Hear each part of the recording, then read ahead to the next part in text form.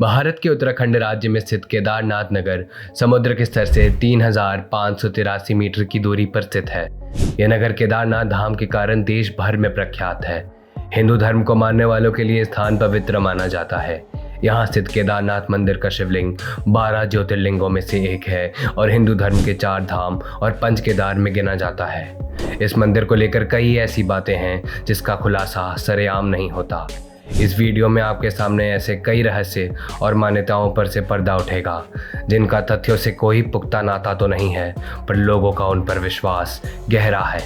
तो चलिए ले चलते हैं आपको रहस्यों की उस दुनिया में।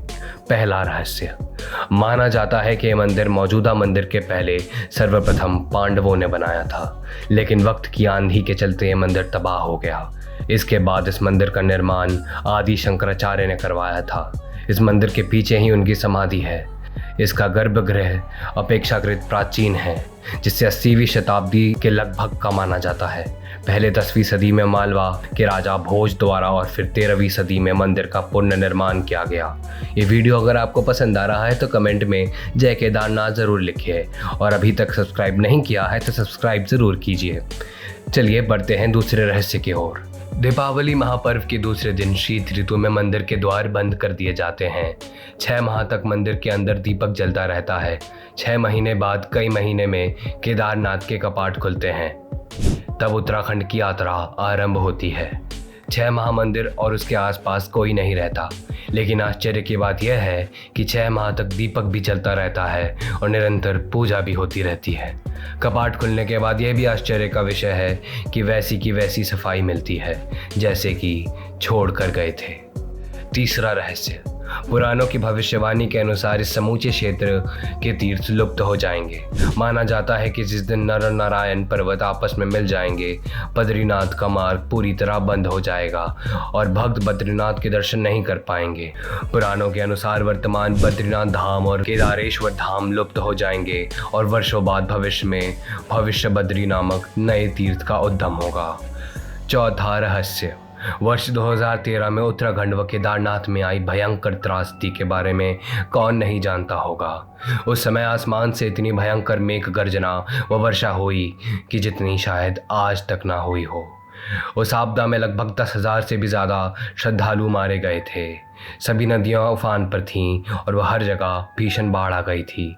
तब बाढ़ का प्रचंड रूप केदारनाथ मंदिर की ओर भी बढ़ रहा था। केदारनाथ मंदिर के पीछे जो आदि शंकराचार्य का समाधि स्थल है वह पूरी तरह इस बाढ़ में बह गया था। इससे पहले कि बाढ़ का पानी केदारनाथ मंदिर के पास पहुंचता, उससे पहले ही चमत्कारिक रूप से एक विशाल चट्टान पानी में बहती हुई आई और ठीक मंदिर के पीछे रुक गई।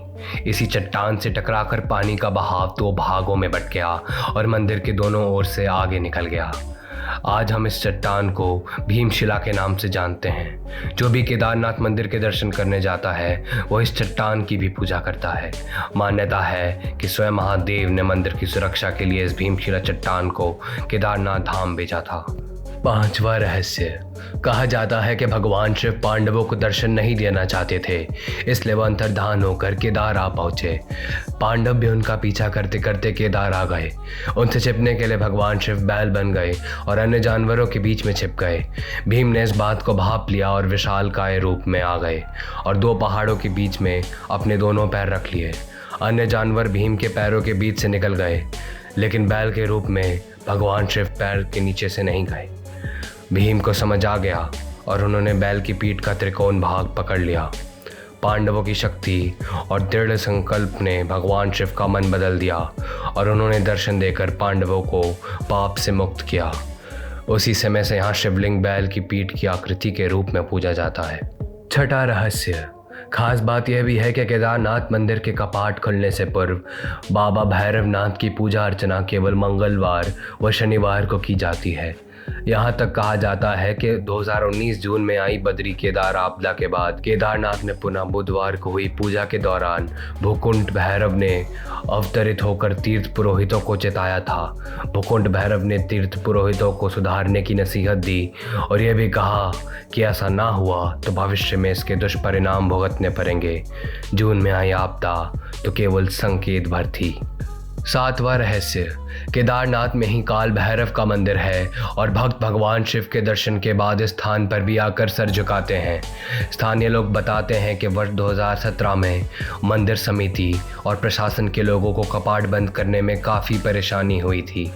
कपाट के कुंडे लगाने में दिक्कत हो रही थी और फिर उसके बाद पुरोहितों ने भगवान केदार के क्षेत्रफल भूकुंड भैरव का आह्वान किया तो कुछ ही समय के बाद कुंडे सही बैठ गए और ताला लग गया।